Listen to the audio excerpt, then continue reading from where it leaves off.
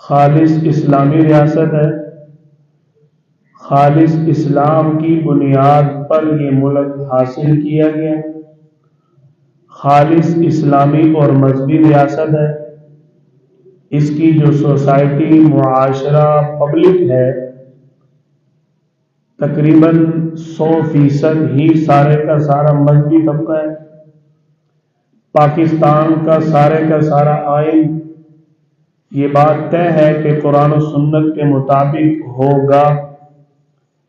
قائد اعظم محمد علی جناح بانی پاکستان جب انہوں نے قیام پاکستان کا آغاز کیا، ان کے منشور کے اندر یہ بات سر فہرست تھی کہ اسلامی قوانین ہمارے ملک کی ساری کے ساری